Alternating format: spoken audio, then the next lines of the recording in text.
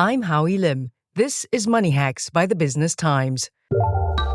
We all know the old wisdom. The best time to plant a tree was 20 years ago. The second best time, today. When it comes to investing, however, the best time often feels like never, especially for those just starting out. The barriers, high minimums, baffling jargon, and the sheer terror of risk have long kept everyday Singaporeans on the sidelines. But what if the investing landscape has finally flattened? What are the friction points stopping new and younger investors, if any?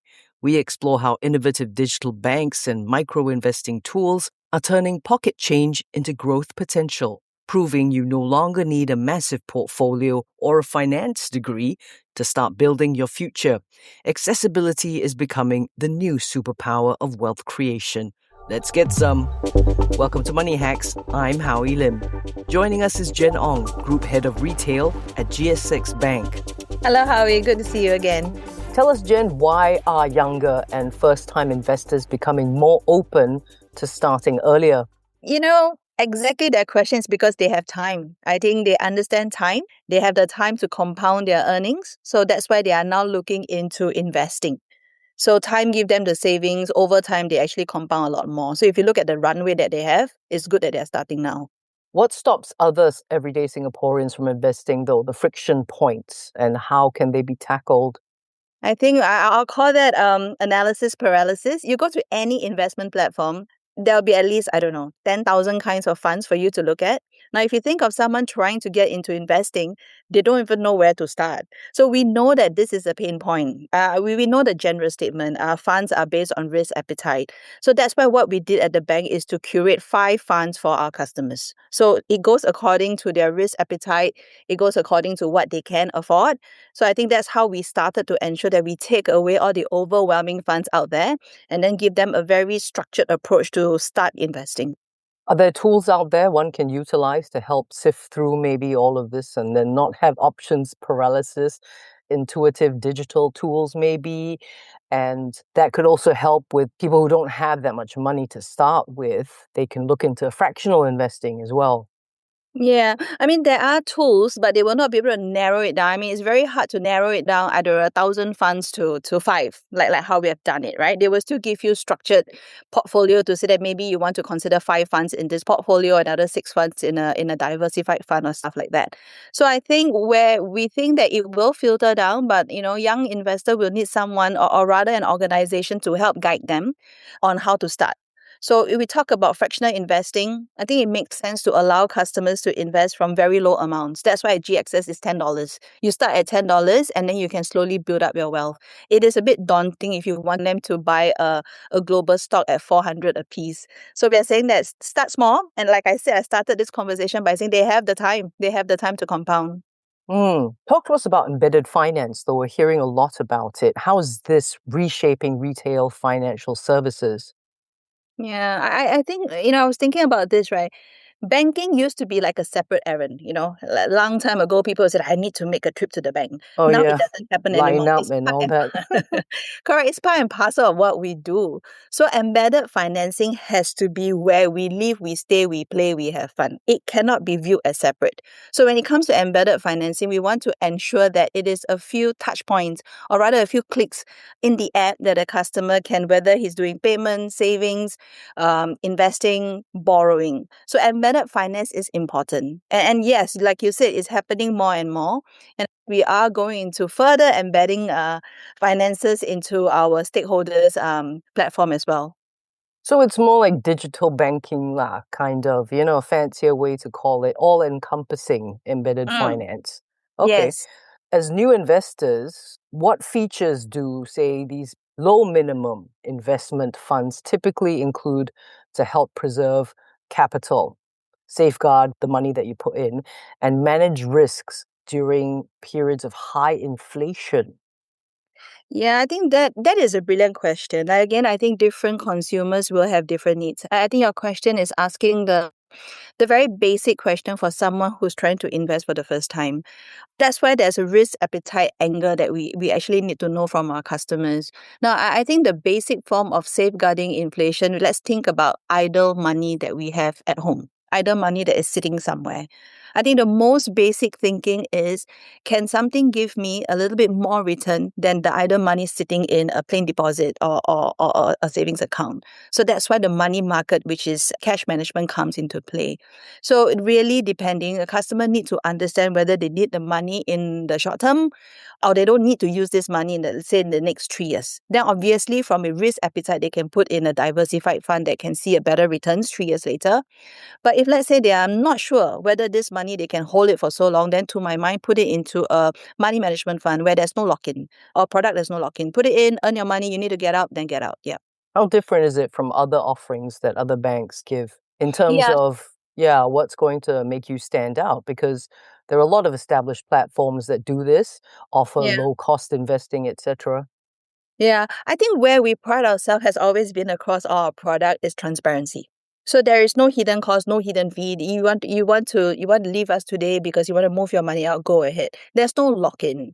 So, as with all banking products, the hygiene is there in terms of what the product feature is. But I think what makes the difference for customer is whether they have the ease of taking the money out as and when they want. Or rather, if there are fees that are payable, is it upfront? Do I know what I'm getting myself into? So at GXS, we differentiate by making ourselves very transparent. I mean, if there's a fee to be charged, we'll tell you upfront. If there's no fee, we'll tell you there's no fee. There won't be surprises. Yeah. What's the cost though? The trade-off, so to speak. So you get all this convenience, you got this low barrier to entry, etc. What's the trade-off? Customers' loyalty, cross-sell, word of mouth. If you treat a customer well and they enjoy the products, they can see returns, they trust the brand, they trust the bank, then to me, the long-term effect is the word of mouth, their family, their friends, and then, we are here for the long run. To me, I've always said that it's a feeder service, right? If I have a product for you at this stage of your life, 5 years later, if you want something else from me, whether you want a better deposit or a better investment or a better card or a better borrowing product, we are there for you. So we look at it from a long run perspective. We rather have customers with us in the long run than to, come and go as and when. What about the higher returns though? I'm sure that gets sacrificed a bit. Yeah. So it's really the higher returns is really depending on the customer's risk appetite. And I think I mentioned earlier, if this person can put in, I start investing 5,000 and said I don't need to look at it for the next 3 to 5 years. Now, obviously, we were advised to say that go for a higher return. But obviously, higher risk, you need to have patience. You must be able to see the ups and downs of the fund's performance. But if you have the stamina to wait for 3 or 4 or 5 years, then obviously the returns is actually well managed. It makes sense. Still to come, the future of digital wealth platforms and how to combat reckless and impulsive behavior. More with Jen Ong from GXS Bank in a moment. Market Focus Weekly, now hosted by Howie Lim. A sharp weekly deep dive into what's moving markets in Singapore and across the region. With analysts and market insiders to break down the forces shaping the week ahead. New episodes every Friday, powered by the journalism of the Business Times. Find Market Focus Weekly wherever you get your podcasts. And now, back to Money Hacks from the Business Times. Does it make sense for maybe savvier investors who already have a certain portfolio and all of that? So these accessible investment products, right? Can they be integrated into someone's broader long-term financial plan? Yeah. So if you think about financial planning, investment is one. I think I've always believed in diversification. I mean, at our stage, maybe we tell ourselves that we can take a bit of risk, but I honestly still don't think you put everything in one basket, regardless. We don't know what will happen. So it's always good to diversify across. You may overcompensate more in the high risk portfolio. It could be a 60-70% distribution to the higher one. But somehow I feel that a customer must be able to look at those that can give them a bit lower returns, but no lock-in, that I can take the money out anytime and just distribute. So as a customer who has already got a couple of funds, we do have certain funds that they can also put a little money in. It's all about diversification. We're also hearing how we shouldn't be looking at it too much, right? The more you look, the worse it'll look. So with a simple interface, obviously that's going to be easy for people to do, to keep looking at their stuff. What do you think? Because you do want, to some degree, have an understanding of your own risk tolerance, the risk exposure you're getting from these investments that you're making. And Yeah.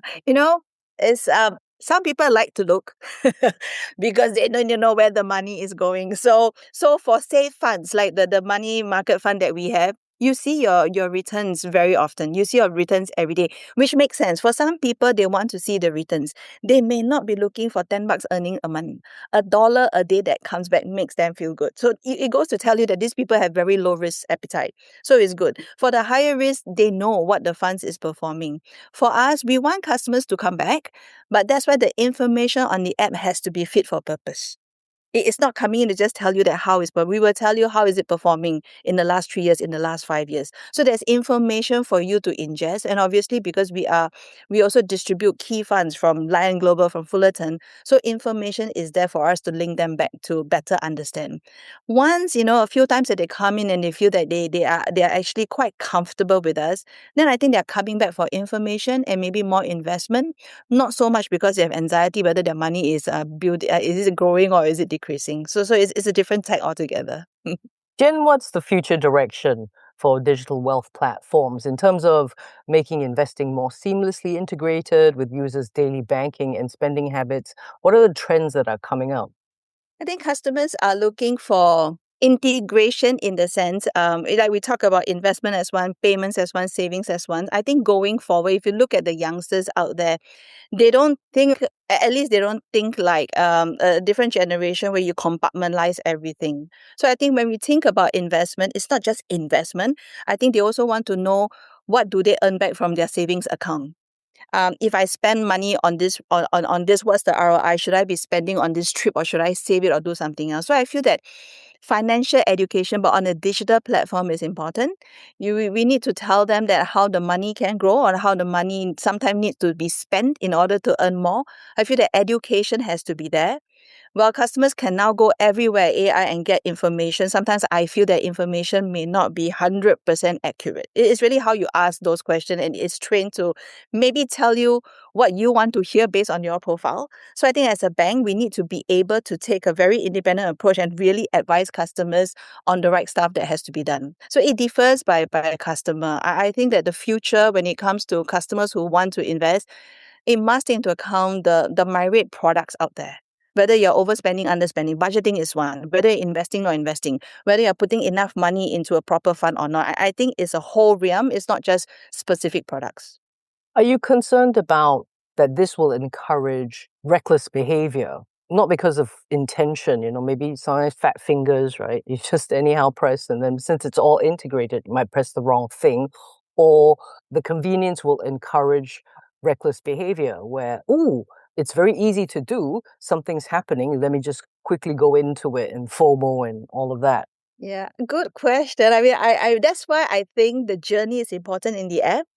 So while we all like things to be fast, everything has to be fast. But I think in the journey, when we design the app journey, we have to ensure that there are pauses, intentional pauses where I will ask you, are you sure? You are now putting 5,000 in a high risk fund. Please make sure that you are comfortable before then there's express yes, So you need to give that mental pauses. When things are too easy, I hear you. I don't want people to fast finger, make the wrong choice and then come after us and say that, we are doing the wrong thing. So I'd rather not deal with that. I'd rather be proactive. Yeah. But on the flip side, this turns away people who want to do it fast. Yeah, so there is, right? I mean, I it's not related to this. Like, it's like if you look at scam cases these days, I think people know about it. It's because they do things fast and they get scammed. No matter how intellectual you are, but when someone puts some pressure and make it fast, and fast is where you make a mistake. Now we want a balance. I don't want it to be too fast, and there'll be service issue coming to us and say that we did not do right by the customer. So no, everything there's a balance. Takeaway order Money Hacks 274 is up. Looks like the biggest barrier to investing isn't money, it's decision fatigue. With 10,000 funds on the market, paralysis is the real enemy. What to do? Start with $10. Pick a risk profile that doesn't give you acid reflux, and let compounding work over years, not weeks. Embedded finance is making this frictionless, but the best feature any platform can offer is still the one that makes you pause before you press. Talking to myself, Miss Fat Fingers. A big thank you to Jen Ong, Group Head of Retail at GXS Bank. Thank you. Take care. This has been Money Hacks by the Business Times. I'm Howie Lim. This is a podcast by the Business Times. Find more BT podcasts at businesstimes.com.sg/podcasts. Or wherever you get your podcasts. This podcast is meant to provide general information only. SPH Media accepts no liability for loss arising from any reliance on the podcast or use of third parties' products and services. Please consult professional advisors for independent advice.